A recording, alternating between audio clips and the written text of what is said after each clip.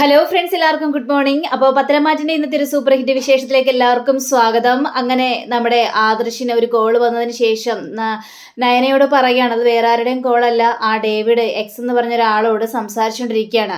അപ്പോൾ അതിനുശേഷം നമ്മുടെ മാളവികയെ വിളിക്കുകയാണ്, മാളവികയോട് കാര്യങ്ങളെല്ലാം പറയുകയാണ്. മാളവികയെ എത്രയും പെട്ടെന്ന് അവരുടെ ആ സംസാരം ഒന്ന് നിരീക്ഷിക്കണം, അയാൾ ആരോടാണ്, എന്തിനു വേണ്ടി, എങ്ങനെ സംസാരിക്കുന്നതെന്ന് തിരിച്ചറിയണം എന്ന് പറഞ്ഞവരുടെ ഫോൺ വെക്കുക.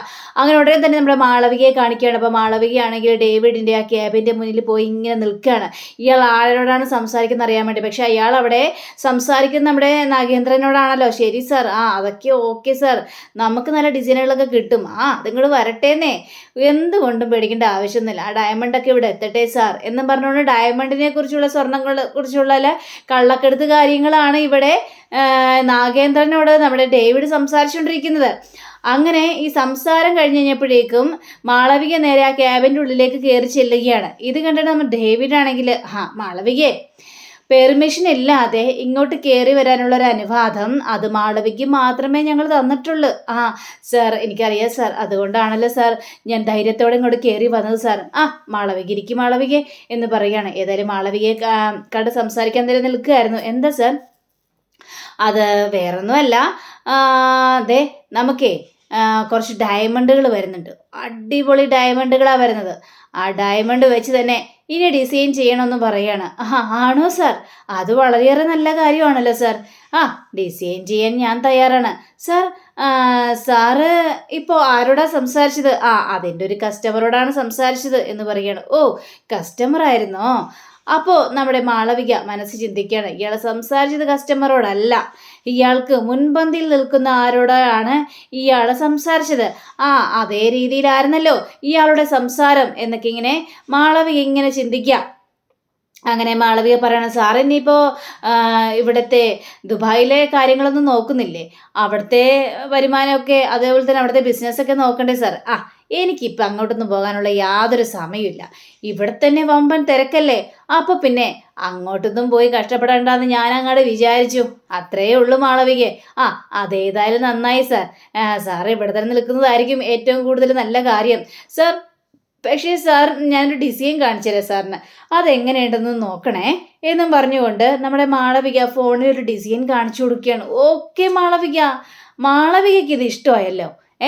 എനിക്കും ഇഷ്ടമായി, നല്ല രസമുണ്ട്. മാളവികയ്ക്ക് എന്ത് തോന്നുന്നോ അതേ രീതിയിൽ മാളവിക ചെയ്തോ. ഇനി ചോദ്യം പറച്ചിലിൻ്റെ ആവശ്യമൊന്നുമില്ല മാളവിക, നിങ്ങൾ എന്താണ് ചെയ്യാൻ ഉദ്ദേശിച്ചത് അതേപോലെ തന്നെ ചെയ്തു മുന്നോട്ട് നീങ്ങിക്കോ എന്നൊക്കെ മാളവികയോട് പറയണം. അല്ല സാറ് ഞാനൊരു ഡിസൈൻ കാണിച്ചു കഴിഞ്ഞിട്ടുണ്ടെങ്കിൽ വേറെ ഏതോ ഒരു സാറിനല്ലേ അടച്ചു കൊടുക്കുന്നത്? അല്ല, ഞാൻ ആർക്കൊന്നും അടിച്ചു കൊടുക്കുന്നില്ല, ഇനി അതിൻ്റെ കാര്യമൊന്നുമില്ലല്ലോ. അല്ല സാർ, ഇതിൻ്റെ MD സാർ തന്നെയല്ലേ എന്ന് ചോദിക്കുമ്പോഴേക്കും തീർച്ചയായിട്ടും ഇതിൻ്റെ MD ഞാനല്ലേ, പിന്നെ ആരാണ്? അല്ല സാറ് ഇത് വേറെ ആർക്കും അഴിച്ചു കൊടുക്കുന്നത് കാണുമ്പോൾ എനിക്ക് എന്തൊക്കെയൊരു ഡൗട്ട് തോന്നി, അതുകൊണ്ട് ചോദിച്ചെന്നേ ഉള്ളൂ. മാളവികയ്ക്ക് അങ്ങനെ ഒരു ഡൗട്ടിൻ്റെ കാര്യമേ ഇല്ല. അതുകൊണ്ട് മാളവിക ഇഷ്ടത്തിനനുസരിച്ച് എല്ലാ കാര്യങ്ങളും ചെയ്തു. ഞാൻ പറഞ്ഞതുപോലെ തന്നെ ഡയമണ്ട് എത്തുന്നുണ്ട്. ഡയമണ്ട് എത്തിക്കഴിയുമ്പോൾ ഈ ഒരു ഡിസൈൻ ആ ഡയമണ്ട് കൊണ്ട് തന്നെ നമുക്ക് ഉണ്ടാക്കാം. അത് തീർച്ചയായിട്ടും സാർ, എങ്കിൽ പിന്നെ ഞാൻ നോക്കട്ടെ പോയി. ശരി മാളവിക, നിങ്ങൾ പോയിക്കോ എന്നും പറഞ്ഞുകൊണ്ട് മാളവിക പറഞ്ഞയക്കാം. അങ്ങനെ മാളവിക നേരെ ക്യാബിനിലേക്ക് ചെല്ലുകയാണ്. എന്തൊക്കെയോ ഡൗട്ടുകൾ മാളവികയ്ക്ക് തോന്നുക. അങ്ങനെ മാളവിക എന്തോ നമ്മുടെ ഇതിനഴക്കാണ്, ഈ ആദർശിന് മെസ്സേജ് അഴക്കുക. അങ്ങനെ ആദർശ് ഇങ്ങനെ വരാതിലിരിക്കുമ്പോൾ മാളവികയുടെ മെസ്സേജ് വരികയാണ്. അതൊരു വോയിസ് മെസ്സേജ് ആയിരുന്നു. അങ്ങനെ ആ വോയിസ് മെസ്സേജ് കേട്ട് നോക്കിക്കഴിഞ്ഞപ്പോഴേക്കും സാർ, അതെ വേറൊരു കാര്യമുണ്ട്, അയാൾ എന്താ സംസാരിച്ചത്, എങ്ങനെ സംസാരിച്ചതെന്നൊക്കെ ഞാൻ കേട്ടായിരുന്നു. സാറ് പറഞ്ഞതുപോലെ തന്നെ ഇയാളുടെ പിന്നിൽ ആരോ കളിക്കുന്നുണ്ട്, അയാളാണ് യഥാർത്ഥ ഓണർ എന്നാണ് എനിക്ക് തോന്നുന്നത്, അല്ലാതെ ഈ ഡേവിഡിനെ പോലെ ഒരാളല്ല സാർ യഥാർത്ഥ ഓണർ. അത് ശരിക്കും മനസ്സിലാവുന്ന കാര്യം തന്നെയാണ് സാർ. പിന്നെ ഡ്യൂപ്ലിക്കേറ്റ് ഡയമണ്ട് വെത്തുന്നുണ്ട്, അത് വെച്ച് മാലകൾ ഡിസൈൻ ചെയ്യാനാണ് അയാൾ എന്നോട് ആവശ്യപ്പെട്ടിരിക്കുന്നത്. അങ്ങനെയും പറഞ്ഞുകൊണ്ടാണ് വോയിസ് അടിച്ചിരിക്കുന്നത്. ഇത് കേട്ട് നമ്മുടെ ആദർശാണെങ്കിൽ, മാളവിക ഇനിയിപ്പോൾ അയാൾ തരുന്നത് ഏത് ഡയമണ്ട് വെച്ചാണോ അത് വെച്ച് തന്നെ ഡിസൈൻ ചെയ്തോ, പിന്നെ ഇതിൻ്റെ പിന്നിൽ ആരാ കളിക്കുന്നതെന്ന് ഇങ്ങനെ പോയാൽ മാത്രമേ മനസ്സിലാകുള്ളൂ, അല്ലെങ്കിൽ നമുക്കിതിലൊരു എത്തും പിടിയും കിട്ടത്തില്ല എന്നും പറഞ്ഞുകൊണ്ടാണ് വോയിസ് ആദർശ് വഴക്കുന്നത്. അങ്ങനെ മാളവിക അത് കേട്ട് നോക്കിയാണ് മാളവികയ്ക്ക് ഭയങ്കര സന്തോഷം തോന്നുകയാണ്. ഇനിയാണ് കളികളുടെ കിടപ്പ് പോകാനായിട്ട് പോകുന്നത് എന്ന് മാളവികയും അവിടെ ഇങ്ങനെ ചിന്തിച്ചു കൂട്ടുകയാണ്. പിന്നീട് നാഗേന്ദ്രനെയും അതേപോലെ തന്നെ അവന്തികയും കാണിക്കുകയാണ്. അപ്പോൾ നാഗേന്ദ്രനാണെങ്കിൽ ആകെ സന്തോഷത്തിലാണ്. കാരണം DNA ടെസ്റ്റിന് വേണ്ടി ഈ നാഗേന്ദ്രൻ നമ്മുടെ ഡേവിഡിൻ്റെ കയ്യിലാണല്ലോ തെളിവുകൾ എല്ലാം കൊടുത്തിരിക്കുന്നത് അവിടെ നവ്യ. അപ്പോൾ നാഗേന്ദ്രൻ പറയാനുള്ളത് ഒരു മണ്ടിയാണ്. ഏതായാലും കിട്ടേണ്ട സ്ഥലത്ത് തന്നെ അഭിയുടെ DNA കിട്ടാനായിട്ട് പോവുകയാണ്. ആ സമയത്ത് അവള് ശരിക്കും തോറ്റ് പിന്മാറുക തന്നെ ചെയ്യും. ഇത് കേട്ട് കഴിഞ്ഞപ്പോഴേക്കും നമ്മുടെ അവധിയാണെങ്കിൽ എൻ്റെ പൊന്നച്ച, എനിക്കാണെങ്കിൽ അവളെ തീരെ ഇഷ്ടമല്ല. അമ്മയ്ക്കും അഭിക്കും ഒന്നും തീരെ ഇഷ്ടമില്ലാത്തൊരു കാര്യമാണ്. അതേപോലെ തന്നെയാണ് എനിക്ക് അവളെ അത് കണ്ണിന് നേരെ കണ്ടുകൂടാ. അവളെങ്ങനെയെങ്കിലും ആ കുടുംബത്തിൽ നിന്ന് പോയാൽ മതിയെന്നാണ് ഞങ്ങളുടെയൊക്കെ ആഗ്രഹം എന്നൊക്കെ പറയാം. അതൊരു ഉറപ്പായിട്ട് നടക്കും മോളെ. അവളിനി അധികം താമസിയാതെ അവിടെ നിന്ന് പമ്പ കടത്താനായിട്ടുള്ള വഴികളൊക്കെ ഞങ്ങൾക്കറിയാം. കുറച്ച് കാലതാമസമുണ്ട്, കുറച്ച് അത് കഴിയുമ്പോഴത്തേക്കും അബിയുടെ ജീവിതത്തിൽ നിന്ന് പൂർണ്ണമായിട്ട് നവ്യ എന്ന് പറഞ്ഞ അഹങ്കാരി പടി ഇറങ്ങിപ്പോകും. അത് മോൾക്ക് കാണാനായിട്ട് കഴിയും മോളെ എന്നൊക്കെ പറയുമ്പോൾ നമ്മുടെ അവന്തികയ്ക്ക് ഭയങ്കര സന്തോഷം തോന്നുക. അങ്ങനെ പിന്നീട് കാണിക്കുന്നത് നമ്മുടെ നവ്യയാണ്. അപ്പോൾ നവ്യ നേരെ താഴത്തേക്ക് ഇറങ്ങി വരിക. അപ്പോൾ താഴത്തേക്ക് ഇറങ്ങി വന്നു കഴിഞ്ഞപ്പോഴേക്കും ചന്തുമോൾ ഇരുന്ന് നല്ല അടിപൊളിയായിട്ട് ഇങ്ങനെ കളിച്ചുകൊണ്ടിരിക്കുക. ചന്തുമോൾ കളിക്കുന്നത് കണ്ടു കഴിഞ്ഞപ്പോഴേക്കും നവ്യ ഇങ്ങനെ തുറച്ചു തന്നെ ചന്തുമോളെ നോക്കുക. അപ്പോഴാണ് ദേവയാനിയും വരുന്നത്.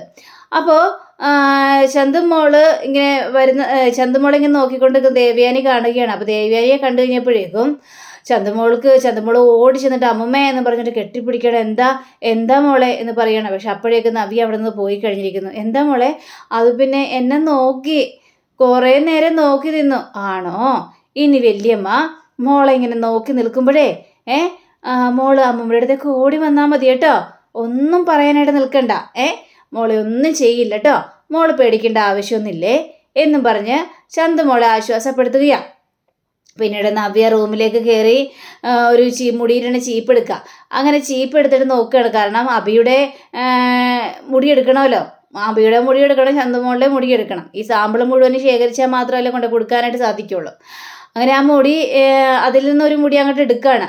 അപ്പോൾ അതിനുശേഷം ഈ നവ്യ ഡേവിഡിനെ വിളിക്കുകയാണ്. അത് പിന്നെ സാറേ ഞാൻ അങ്ങോട്ട് കൊണ്ടുവന്ന് തരാം സാറേ DNA-ക്കുള്ള ആ ഒരു തെളിവുകൾ എന്ന് പറഞ്ഞപ്പോഴേക്കും വേണ്ട നവ്യ, ഇങ്ങോട്ട് കൊണ്ടുവരേണ്ട ആവശ്യമൊന്നുമില്ല, അതിനൊന്നും ബുദ്ധിമുട്ടേണ്ട കാര്യമൊന്നുമില്ലെന്നേ.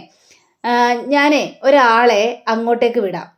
അപ്പോൾ ഗേറ്റിന് മുന്നിലായിട്ട് നവ്യയുടെ ഗേറ്റിന് മുന്നിൽ വന്നിട്ട് കൊടുത്താൽ മതി കാര്യങ്ങളൊക്കെ കേട്ടോ എന്ന് പറഞ്ഞപ്പോഴേക്കും ശരി സാർ, എങ്കിൽ പിന്നെ ഞാൻ കൊണ്ടേ കൊടുത്തോളാം സാർ.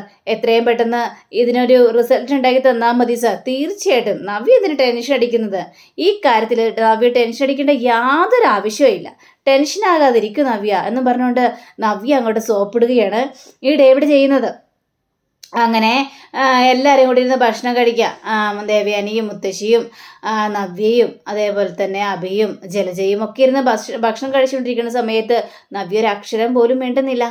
അപ്പോൾ ഈ ദേവയാനി ചോദിക്കുകയാണ്, ഇതെന്താ നവ്യ, നീ എന്താ ഒരു അക്ഷരം പോലും മിണ്ടാത്തത് എന്ന് ചോദിക്കുമ്പോൾ വീണ്ടും നവ്യ നോക്കുന്നില്ല. ആരെയും ഒന്നും ശ്രദ്ധിക്കാതെ നവ്യ ഇരുന്ന് ഭക്ഷണം കഴിക്കുകയാണ്. അപ്പം മുത്തശ്ശിയാണെങ്കിൽ അഭിയോട് ചോദിക്കുകയാണ്, എന്താടാ അഭി, നിന്നോടും മിണ്ടിയില്ലായിരുന്നു ഇവള് എന്ന് ചോദിക്കുമ്പോഴേക്കും ഇല്ല മുത്തശ്ശി, എന്നോടും നവ്യ ഒരു അക്ഷരം പോലും മിണ്ടിയിട്ടില്ല. അപ്പോൾ മുത്തശ്ശിയുടെ വർത്തമാനം കേട്ട് കഴിഞ്ഞപ്പോഴേക്കും നവ്യ അവിടെ നിന്ന് എണീറ്റ് പോകാൻ ശ്രമിക്കുക. അപ്പോൾ നവ്യയുടെ കൈ പിടിച്ച് നിർത്തിയിട്ട്, മോളെ എന്താ മോൾക്ക് പറ്റിയത്? മോളെ മുത്തശ്ശനൊന്ന് കാണണമെന്ന് പറഞ്ഞിട്ടുണ്ടായിരുന്നു, ഒന്ന് അങ്ങോട്ട് ചെല്ലണം കേട്ടോ എന്ന് പറഞ്ഞപ്പോൾ വീണ്ടും ഒന്നും മിണ്ടാതെ നേരെ കൈ കഴുകാനായിട്ട് പോവാണ്. ഇതെന്താ പറ്റിയെന്ന് ആലോചിച്ചിട്ട് ഒരു എത്തും പിടിയും കിട്ടുന്നില്ലല്ലോ. അവളേതായ സത്യങ്ങളെല്ലാം അറിഞ്ഞു. പക്ഷെ എന്നാലും ഒരു പ്രതികരണവും ഇല്ലാതെ ഇങ്ങനെ ഇരുന്ന് കഴിഞ്ഞിട്ടുണ്ടെങ്കിൽ അതിൽ കൂടുതൽ പേടിക്കാനുണ്ടല്ലോ. അപ്പോൾ എനിക്ക് കാലി വരിക, എല്ലാത്തിനും കാരണം ഇവനും ഒറ്റ ഒരുത്തിന്. എന്നിട്ട് അവനിരുന്ന് വെട്ടി വിഴുങ്ങുന്നത് കണ്ടില്ല, നിനക്കൊക്കെ നാണമില്ലേടാ എന്നൊക്കെ ദേവയാനി ഇങ്ങനെ ചോദിക്കുകയാണ്. അപ്പോൾ ജലജയാണെങ്കിൽ അതെ ഇവനൊക്കെ വെട്ടി വിഴുങ്ങുന്നത് കണ്ടില്ലേ, നിന്നോടും കൂടി തന്നെയാണ്. നീ ഒരു അമ്മയാണോ? മകനെ വളർത്തി വഷളാക്കി വെച്ചിരിക്കുന്നു. എന്നിട്ട് മകന് ഓരോ തോന്നിയവാസങ്ങളും കാണിക്കും. അതിനെല്ലാം കുട പിടിച്ച് നിൽക്കുകയും ചെയ്യും ഈ അമ്മ. നീയേ നീയൊക്കെ ഒരു അമ്മയാണെന്നൊക്കെ ചോദിച്ചുകൊണ്ട് ഇങ്ങനെ ജലജയും കളിയാക്കുകയാണ് അവിടെ ദേവയാനിയും മുത്തശ്ശി എല്ലാവരും കൂടി ചേർന്നിട്ട്. അങ്ങനെ നമ്മുടെ നവ്യ നേരെ മുത്തശ്ശനെ കാണാനായിട്ട് ചെല്ലുക. മുത്തശ്ശനെ കാണാനായിട്ട് ചെന്ന് കഴിഞ്ഞപ്പോഴേക്കും മോള് വന്നല്ലോ, മോൾ ഇവിടെ ഇരിക്കും മോളെ. അതെ, മോളെ ഏതായാലും സത്യങ്ങളെല്ലാം അറിഞ്ഞു. പക്ഷേ മോള് സങ്കടപ്പെടേണ്ട. മോൾക്കുള്ളതും മോളുടെ മകനുള്ളതും ഒക്കെ ഒരു വിഹിതം ഞങ്ങൾ മാറ്റിവെക്കും. അത് ഉറപ്പുള്ള കാര്യം തന്നെയാണ്. ആരൊക്കെ എന്തൊക്കെ ഉപേക്ഷിച്ചാലും നിന്നെയും കൊച്ചിനെയൊന്നും ഞങ്ങൾ ഉപേക്ഷിക്കാൻ പോകുന്നില്ല മോളെ. എപ്പോഴും ഞങ്ങൾ കൂട്ടായിട്ട് തന്നെ ഉണ്ടാകും. അതിനെക്കുറിച്ച് ഓർത്തൊന്നും പേടിക്കണ്ട. അവൻ എന്ത് വേണമെങ്കിലും ചെയ്യട്ടെ. ഇപ്പോൾ സംഭവിച്ചതെല്ലാം സംഭവിച്ചു പോയി. ഞങ്ങൾക്ക് മോളോടൊരു ഉപദേശം മാത്രമേ ഉള്ളൂ. മോൾ ഈ കാര്യത്തെക്കുറിച്ച് ആലോചിച്ച് കടുങ്കൈ ഒന്നും ചെയ്യാനായിട്ട് നിൽക്കരുത്. അത്രയും മാത്രമേ ഞങ്ങൾക്ക് ആഗ്രഹമുള്ളൂ എന്നൊക്കെ നവ്യയോട് പറയുകയാണ്. അങ്ങനെ നവ്യ അവിടെ നിന്ന് ചാടി എണിക്കുക. അപ്പോഴേക്കും മുത്തശ്ശി വരികയാണ്. നവ്യ അവിടെ നിന്ന് ഒരു അക്ഷരം പോലും മിണ്ടാതെ പോവുകയും ചെയ്യാണ്. അപ്പോൾ മുത്തശ്ശി ചോദിക്കുകയാണ്, എന്താണ് നവ്യ പറഞ്ഞത് എന്ന് ചോദിച്ചു കഴിഞ്ഞപ്പോഴേക്കും പറഞ്ഞത് മുഴുവൻ ഞാനാ. അവിടെ ഒരു അക്ഷരം പോലും മിണ്ടിയില്ല, പ്രതികരിച്ചില്ല, ഒന്നുമില്ല. അങ്ങനെ തന്നെ അവിടെ അങ്ങനെ കുത്തിയിരുന്നു. അതാണ് എനിക്ക് മനസ്സിലാവാത്തത്. ഇതെന്താ ഇവളെന്താ ഒരു അക്ഷരം പോലും മിണ്ടാത്തത്? വല്ലാത്തൊരു ഷോക്കിലിരിക്കായിരിക്കുമെന്നേ. അവളെയും പറഞ്ഞിട്ട് കാര്യമില്ല. അതേപോലുള്ള കാര്യങ്ങളല്ലേ അവൾ കേട്ടിരിക്കുന്നത്. അപ്പോൾ ഏതൊരു പെണ്ണിനും താങ്ങാനായിട്ട് പറ്റില്ല. പക്ഷേ ഇവളുടെ ഈ മൗനവ്രതവും ഇല്ലേ, അത് നമുക്ക് ഉൾക്കൊള്ളാൻ പറ്റാത്തൊരു കാര്യം തന്നെയല്ലേ ഇദ്ദേഹം എന്നൊക്കെ പറഞ്ഞപ്പോഴേക്കും എവിടം വരെയും പോകുമെന്നൊന്ന് നമുക്കൊന്ന് കാണണമല്ലോ എന്നിങ്ങനെ ചിന്തിക്കുകയാണ്. അങ്ങനെ നമ്മുടെ അഭിയാണെങ്കിൽ റൂമിലിരിക്കുകയാണ്. റൂമിലിരുന്ന് കഴിഞ്ഞപ്പോഴേക്കും നവ്യ ഒരു കത്തിയുണ്ട് കയ്യിൽ. കത്തി ബാക്കിൽ ഒളിപ്പിച്ച് വെച്ച് നേരെ അകത്തേക്ക് വരിക. നവ്യയെ കണ്ടു കഴിഞ്ഞപ്പോഴേക്കും അഭി അവിടെ നിന്ന് ചാടി എണീക്കുകയാണ്. അങ്ങനെ അഭി പറയുകയാണ്, എന്താ നവ്യേ, നീ എന്താ ഒന്നും മിണ്ടാത്തത് എന്ന് ചോദിച്ചു കഴിഞ്ഞപ്പോഴേക്കും നവ്യയുടെ മുഖഭാവം അങ്ങോട്ട് മാറി. നീ എന്നെ ചതിച്ചു അല്ലേടാ, സത്യം പറയടാ, ചന്തുമോള് ആരുടെ കുഞ്ഞാണ്? ഇത് കേട്ട് കഴിഞ്ഞപ്പോഴേക്കും അഭി ഞെട്ടിത്തരിച്ചൊരവസ്ഥയിലായി പോവാണ്. പറയടാ, ഞാൻ കുറേ സത്യങ്ങളെല്ലാം അറിഞ്ഞിട്ട് തന്നെയാണ് വന്നത്. പക്ഷേ നിന്റെ നാവിൽ നിന്നും എനിക്ക് ആ സത്യം തിരിച്ചറിയണം. പറയടാ, ചന്തുമോളുടെ ആരുടെ കുഞ്ഞാണെന്ന് എന്നും പറഞ്ഞുകൊണ്ട് കഴുത്തിന് കയറി കുത്തി പിടിക്കുകയാണ്. അപ്പോഴേക്കും ഈ അഭിയാണെങ്കിൽ അത് പിന്നെ നവ്യേ, എനിക്കൊരു അബദ്ധം പറ്റിപ്പോയി നവ്യേ എന്ന് പറഞ്ഞ് തീരേണ്ട താമസം ആ കത്തിയെടുത്ത് നമ്മുടെ നവ്യ അഭിയുടെ വയലിലേക്ക് ഒറ്റ കുത്ത് അമ്മയെന്ന് പറഞ്ഞ് കയറിയത്. അത് ഈ ബാൽക്കണിയിൽ നിന്ന് നമ്മുടെ അഭി സ്വപ്നം കണ്ടതായിരുന്നു, ഓർത്തതായിരുന്നു. അങ്ങനെ നമ്മുടെ ജലജ വന്ന് അഭിയുടെ തോളിൽ പിടിക്കുകയാണ്. അഭി ഞെട്ടിത്തിരിഞ്ഞിങ്ങ് നോക്കിക്കഴിഞ്ഞപ്പോഴേക്കും ജലജ നിൽക്കുന്നു. അപ്പോൾ ജലജയെ കണ്ടു കഴിഞ്ഞപ്പോഴേക്കും അമ്മ എനിക്ക് പേടിയാവുന്നു അമ്മ. ഇനിയുടെ പേടിച്ച് നിന്നിട്ട് എന്താ കാര്യം? നീ വരുത്തിക്കൂട്ടി വെച്ചു. മര്യാദക്ക് സമാധാനത്തോടെ ഭക്ഷണം കഴിക്കാൻ പോലും പറ്റത്തൊരവസ്ഥയായിട്ട് ഇരിക്കുകയാണ് അമ്മ. അതല്ലമ്മേ, ഇനിയിപ്പോൾ റൂമിലേക്ക് വരാൻ നേരത്ത് എനിക്ക് ഈ റൂമിൽ പോകാൻ പേടി. അവളെ വല്ല കത്തി ഉണ്ടാവോ? കത്തി ഉണ്ടെങ്കിലേ അവളതിനെ കുത്തിക്കൊല്ലട്ടെ അമ്മ. അങ്ങനെയൊന്നും പറയരുതിട്ട് അമ്മേ, എനിക്ക് ആ റൂമിൽ പോകാൻ പേടിയാണ്. എങ്കിലൊരു കാര്യം ചെയ്യ്, നീ റൂമിലോട്ട് പോകണ്ട. അവിടുന്ന് വല്ല തലേണയും ബെഡ്ഷീറ്റൊക്കെ എടുത്തിട്ട് വന്ന് ഇവിടെ വല്ലയിടത്തും കിടക്ക്. അപ്പോഴേക്കും ദേവേനെ വരികയാണ്. പറ്റില്ല, അവൻ എവിടെയാണ് കിടക്കാൻ പോകുന്നത്? അത് പിന്നെ റൂമിലേക്ക് പോകാൻ അവന് പേടിയാവുന്നു. കാരണം നവ്യ ഉണ്ടല്ലോ, നവ്യ എന്തെങ്കിലും കടുങ്കൈ കാണിക്കോ എന്നാണ് പേടി. കടുങ്കൈ കാണിക്കട്ടെ. ഇവനെന്താ കുത്തിക്കൊല്ലണേ ഇവനെ. എന്നാലൊക്കെ നീയൊക്കെ പോലത്തെ തള്ള പഠിക്കുള്ളൂ. ഒരുത്തനെ വഷളാക്കി വെച്ചിരിക്കുന്നു. ഏട്ടത്തി ഇങ്ങനെയൊന്നും പറയല്ലേ. അവൻ അങ്ങോട്ട് പറഞ്ഞു വിടില്ല. അവൻ നവ്യയുടെ റൂമിൽ തന്നെ നവ്യയുടെ കൂടെ തന്നെ കിടന്നുറങ്ങണം, എവിടെ എന്ത് സംഭവിച്ചാലും. അപ്പോൾ അഭിയും പറയണ, എൻ്റെ വല്യമ്മേ, എനിക്ക് പേടിയാവുന്ന അമ്മായി, അതുകൊണ്ട് അമ്മായി പറയുന്നു. നീ പേടിക്കടാ, നീ ചെയ്ത് കൂട്ടുമ്പോൾ നിനക്കൊരു പേടി ഉണ്ടായിരുന്നില്ലല്ലോ, നീ ചെല്ലടാ എന്ന് പറഞ്ഞുകൊണ്ട് ഉന്തി പറഞ്ഞു വിടുകയാണ്. അപ്പം ജലജ അറുക്കുന്ന സ്ഥലത്തേക്ക് പറഞ്ഞു വിടുന്നത് പോലെയാ എൻ്റെ മോനെ പറഞ്ഞു വിട്ടിരിക്കുന്നത്. ഇതൊക്കെ എനിക്ക് സഹിക്കാൻ പറ്റാത്ത കാര്യമോ? എന്തൊക്കെ പറഞ്ഞാലും എൻ്റെ മോനല്ലേ.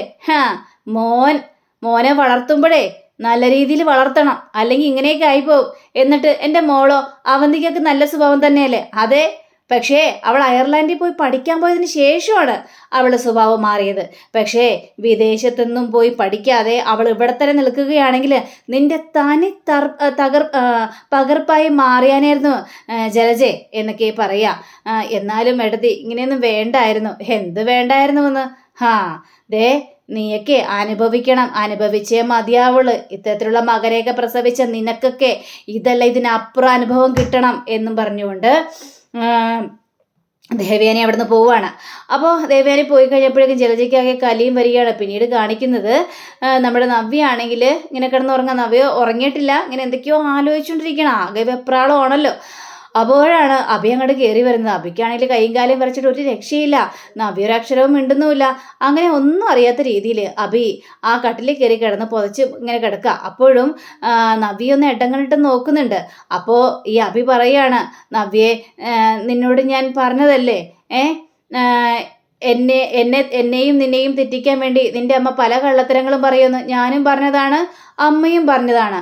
എന്നിട്ട് നീ എന്തിനാണ് അമ്മയെ കാണാനായിട്ട് പോയത് എന്നിങ്ങനെ പറയുക. ഇത് കേട്ട് നവ്യാണെങ്കിൽ ഒന്ന് അഭിയെ തിരിഞ്ഞു നോക്കുകയാണ്. അപ്പം അങ്ങനെയും കാണിച്ചുകൊണ്ടാണ് നമ്മുടെ ഇന്നത്തെ റിവ്യൂടെ അവസാനിച്ചിരിക്കുന്നത്. അടുത്ത റിവ്യൂവിനെ കാത്തിരിക്കുക. സബ്സ്ക്രൈബ് ചെയ്യുക. എല്ലാവർക്കും നല്ലൊരു ദിനം ആശംസിച്ചുകൊണ്ട് തന്നെ നമസ്കാരം. Thank you. Bye bye.